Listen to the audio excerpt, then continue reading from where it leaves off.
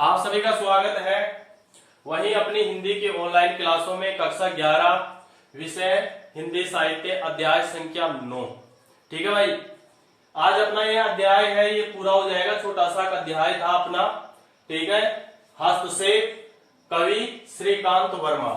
हस्तक्षेप ये रचना थी इसकी और कवि थे इनके श्रीकांत वर्मा। ठीक है भाई, यहाँ दूसरा पद है, ये मैंने पूरा लिख दिया है। ये पूरा पद है, ये अपन पढ़ लेंगे और अपना अध्याय पूरा हो जाएगा। तो देखिए, पहले पढ़ते हैं इसको क्या है। ठीक है, देखिए, मगध में न रही तो कहाँ रहेगी। तो क्या कहेंगे लोग, लोगों का क्या, लोग तो यह भी कहते हैं मगध अब कहने को मगध है, रहने को नहीं। कोई टोकता तक नहीं इस डर से कि मगध में टोकने का रिवाज न बन जाए। एक बार शुरू होने पर कहीं कहीं रुकता हस्तक्षेप। वैसे तो मगध निवासियों कितना भी कतराओ, तुम बच नहीं सकते हस्तक्षेप से। जब कोई नहीं करता तब नगर के बीच से गुजरता हुआ मृदा यह प्रश्न कर हस्तक्षेप करता है, मनुष्य क्यों मरता है। बहुत ही अच्छी बात बताइए यहाँ पर कवि ने। देखिए, मगध में न रही करे शब्द आप देखते हैं, लोग क्या कहेंगे, इसमें कोई दिक्कत नहीं है, यहां नहीं है, यहां नहीं है। टोकता, टोकने का मतलब होता है पूछता, बोलता। ठीक है, डर का तो वही हो जाएगा यहाँ पर भय, टोकने का वही हो जाएगा यहाँ पर बोलने का। ठीक है, रिवाज, रिवाज का तो हो जाएगा परंपरा। ठीक है, एक बार कहीं कहीं रुकता हस्तक्षेप, धकल, हस्तक्षेप का मतलब। ठीक है, मगध निवासियों का वही रहेगा कतराओ। कतराओ का अर्थ होता है बचने का प्रयत्न करो, बचने का प्रयत्न करो। तुम बच नहीं सकते हस्तक्षेप से जब कोई नगर के बीच गुजरता हुआ मुर्दा, मुर्दा का अर्थ होता है यहाँ पर मृत व्यक्ति। क्या हो जाएगा भाई, मृत व्यक्ति। यह प्रश्न कर हस्तक्षेप करता है, मनुष्य क्यों मरता है। अब इसे कोई कठिन शब्दार्थ नहीं है, वही यहाँ पर शासन व्यवस्था के बारे में कवि ने बताया है। शासन व्यवस्था, जो शासक वर्ग है जिसके हाथों में सत्ता है, वह है अत्याचार और क्रूरता का वातावरण लोगों पर थोपना चाहता है और बाहरी दिखावे के रूप में वह क्या करना चाहता है, शांति व्यवस्था मगध में बनाए रखना चाहता है। यह है किसका विचार है, यह कवि का विचार है। लेकिन कृत्रिम जो शांति होती है, वो कृत्रिम शांति कभी भी बनाए रखने से नहीं होती है। कितने ही दबाने की कोशिश करो, वो नहीं दबती है, एक ना एक दिन वो जरूर फूटती है।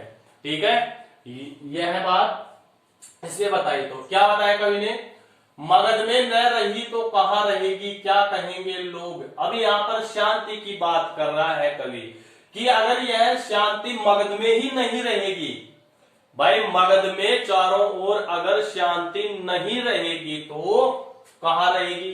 तो फिर मुझे बताइए, यह शांति और कहां निवास करेगी।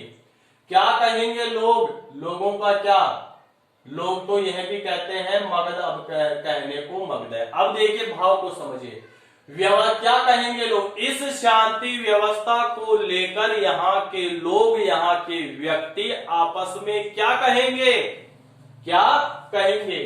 फिर शांति है वो कहती है क्या, लोगों का क्या, अरे भाई लोगों का क्या, लोग तो ऐसे ही कहते रहते हैं, लोगों के मुंह से तो पता नहीं हमारे को क्या क्या सुनने को मिलेगा। लोग तो ये भी कहते हैं, आगे कभी कहता है कि ये लोग हैं यहाँ के, ये तो धीरे धीरे यह भी कहेंगे, दबे मुंह है, सामने नहीं दबे मुंह है, यह भी कहेंगे क्या, मगध अब कहने को मगध है, कि मगध है राज्य है, यह तो अब कहने मात्र को मगध रह गया है, लेकिन रहने के लिए मगध नहीं है। क्यों, क्योंकि यहाँ क्रूरता का वातावरण है, निरंकुशता का वातावरण है, लेकिन लोग अपने चेहरे पर दिखावटी शांति यहाँ पर दिखा रहे हैं। इसलिए लोग धीरे धीरे अंदर ही अंदर क्या करते हैं, इसे ये कहते हैं कि मगध है अब रहने लायक नहीं है, रहने को नहीं, अब यह रहने लायक नहीं रह गया है मगध। कोई टोकता तक नहीं इस डर से। इस प्रकार से आपस में जो लोग हैं यह एक दूसरे से बोलते तक नहीं है, एक दूसरे के हाल चाल तक नहीं पूछते हैं लोग, इस डर से, इस भय से कि मगध में टोकने का रिवाज न बन जाए। उनको यह डर सताता है कि अगर हम एक दूसरे से बोलेंगे, एक दूसरे के हालचाल पूछेंगे, तो यह मगध राज्य की क्या बन जाएगी भाई, परंपरा बन जाएगी, एक रिवाज बन जाएगा। इसलिए हमारे देखे देखे और लोग भी हैं, वो क्या करेंगे, बोलना प्रारंभ कर देंगे, और बोलने से मगध की जो शांति व्यवस्था है वह शांति व्यवस्था क्या हो जाएगी, भंग हो जाएगी, अव्यवस्था फैल जाएगी। जो पहले शांति थी वह पहले वाली शांति फिर नहीं रहेगी। एक बार शुरू होने पर कहीं रुकता हस्तक्षेप। फिर कवि यह कहना चाहता है कि एक बार अन्याय के विरुद्ध अगर कोई विद्रोह शुरू कर देता है तो वह विद्रोह शुरू करने के बाद में फिर वह दखल कभी रुकता नहीं है। क्रांति की एक चिंगारी कहीं से शुरू हो जाती है, फिर वह कभी नहीं रुकती है। वैसे तो मगध निवासियों कितना भी कतराओ तुम बच नहीं सकते हस्तक्षेप से। फिर कवि कहना चाहता है और शासन व्यवस्था पर व्यंग्य करता हुआ कवि कहता है कि हे मगध में निवास करने वाले यहाँ की जनता, यहाँ के लोगों, कितना भी कतराओ, तुम इस शांति व्यवस्था से कितना ही बचने का प्रयत्न करो, कितना ही उपाय कर लो, लेकिन बच नहीं सकते। लेकिन कभी ना कभी तो तुम्हें हस्तक्षेप जरूर करना पड़ेगा, विरोध है तुम्हें जरूर करना पड़ेगा। ऐसा नहीं है कि तुम हमेशा ही शांति व्यवस्था को बनाए रखना चाहते हो, शांति व्यवस्था बनी रहेगी। शांति व्यवस्था कभी नहीं बनी रहेगी, तुम्हें कभी ना कभी तुम्हें हस्तक्षेप करना ही पड़ेगा। तुम इतना बचने का प्रयत्न इससे मत करो।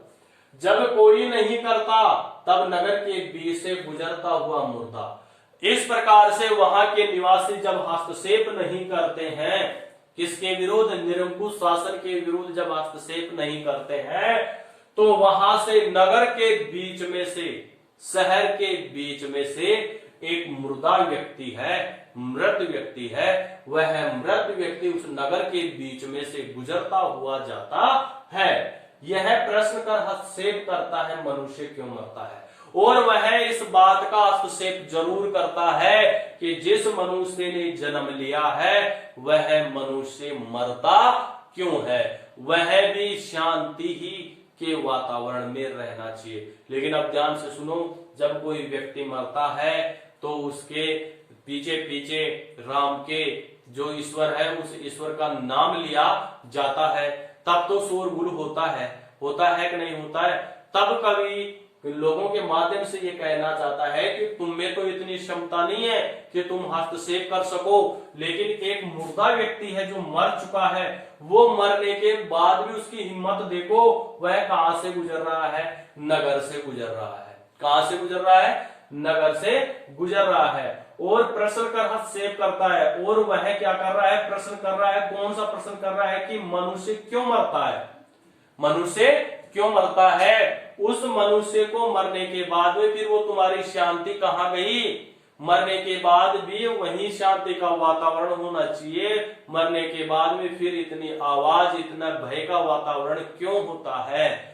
इस प्रकार से कवि ने यह कहा है कि तुम्हें निरंकुश शासन के विरोध कभी ना कभी तो आवाज उठानी ही पड़ेगी। एक मृत व्यक्ति जो मर जाता है वह मरने के बाद में भी नगर में क्या करता हुआ चला जा रहा है, हस्तक्षेप करता हुआ चला जा रहा है। इसलिए तुम तो जीवित व्यक्ति हो, जीवित इंसान हो, तो तुम अपने अधिकारों के लिए, अपनी अभिव्यक्ति के लिए इस कृत्रिम शांति के आगोश में मत आओ, और तुम अपने अधिकारों के प्रति सचेत होकर आप निरंकुश शासन के विरुद्ध लड़ाई करो।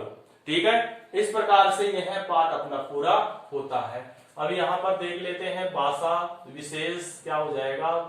भाषा सरल, सहज और भावानुकूल है, और भावानुकूल है। ठीक है भाई, तत्सम तद्भव शब्द हो जाएंगे। ठीक है, अनुप्रास अलंकार हो जाएगा। ठीक है, वही व्यंग्यात्मक और प्रतीकात्मक शैली हो जाएगी, प्रतीकात्मक शैली। पांचवा है व्यंजना शब्द शक्ति हो जाएगी, यहाँ पर व्यंग्य किया गया है शासन व्यवस्था पर, इसलिए व्यंजना शब्द शक्ति हो जाएगी। ठीक है, इस प्रकार से इसका विशेष हमने यहाँ पर देख लिया है। अगर आप चैनल पे नए हैं भाइयों तो आप चैनल को अपने को सब्सक्राइब कर लीजिए, और सब्सक्राइब करने के बाद में बेल आइकन घंटी के निशान को जरूर प्रेस कर दीजिए, ताकि कोई भी वीडियो मैं अपलोड करूं तो उसका नोटिफिकेशन है, उसकी सूचनाएं आप तक पहुंच जाए। और लाइक करना न भूलें, और अंत में वीडियो देखने के बाद में मुझे कमेंट करके जरूर बताएं कि आपको यह वीडियो कैसा लगा। ठीक है, तो आज के लिए बस इतना ही। अपना अध्याय है ये पूरा हो चुका है। नेक्स्ट वीडियो में आपसे मुलाकात होगी अध्याय संख्या 10 के साथ। तब तक के लिए सभी भाइयों को धन्यवाद।